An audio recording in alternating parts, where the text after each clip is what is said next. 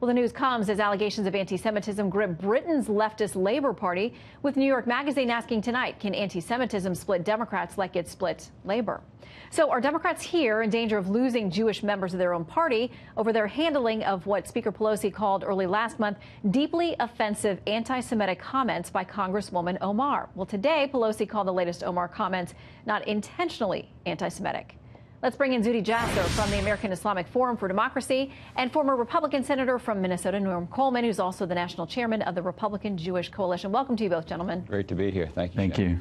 I'll start with you, Senator. What do you make of Nancy Pelosi seeming to soften a bit on her characterization of these comments? I think she's getting pressure from the left, and that's what this is all about. I actually applauded Speaker Pelosi and Steny Hoyer, the old Democrats, who originally, said, listen, this isn't right.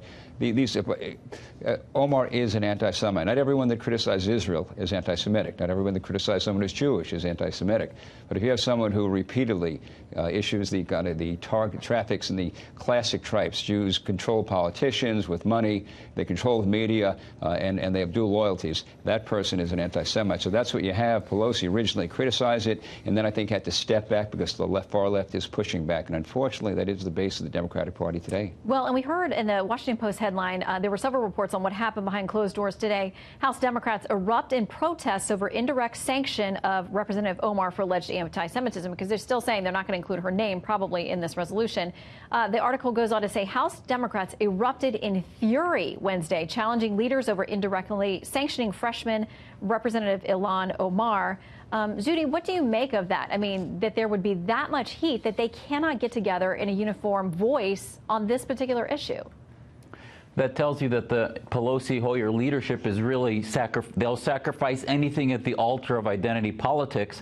And at the end of the day, we see happening in Congress where the UN went, which is the red-green axis. You have the coalition of the far-left socialists in the world, the dictators that are socialists, along with the Islamists, and sacrifice that is the Jewish community. And I have to tell you, as an American Muslim, it is offensive to me that she's not held to the same standard. If she was not Muslim, there would have been unanimous rebuke and it wouldn't have even been an issue. But she's being coddled and infantilized, and we're not being treated as equals. She's not being given tough love. In fact, they're denying that it's anti-Semitism. I would ask the Democrats to look up the State Department's report on what new anti-Semitism is. The definition of new anti-Semitism is the generalizations about Israel in a way in which to make the Jewish community appear in a bigoted way against them, and to generalize in conspiracy theories. All the things she's trafficking in are canards of tropes of bigotry against the Jewish community that is classic new anti-Semitism, and the Democrats are making fools out of themselves by not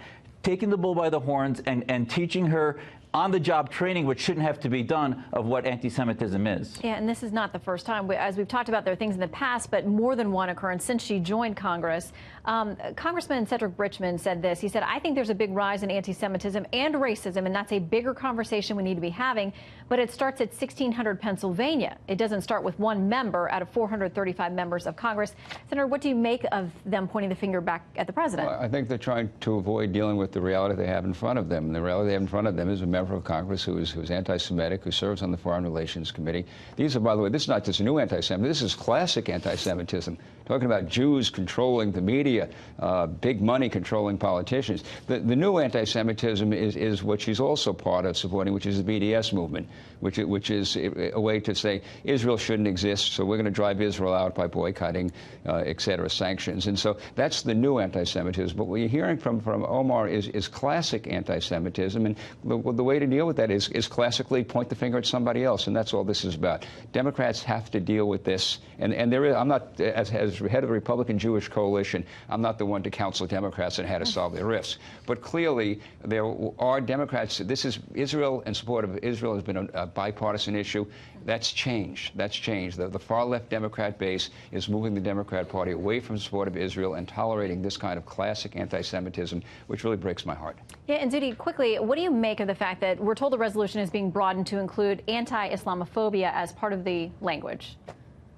It's offensive to me that there's a moral equivalency between what the Jewish community has been through post-Holocaust and up to Pittsburgh recently, and to compare that to the, yes, there's some palpable anti-Muslim bigotry, but there's no way to compare it. And in many ways, you water it down. We were told the same with the Black Lives Matter movement, and now we're told if we said all lives matter, that's insulting. And yet, when it's clearly there's no moral equivalency between anti-Semitism and what's been happening post 9/11 to Muslim communities, it's offensive, and we should not insult Muslims by saying that there's some equality there, and it's a very different narrative.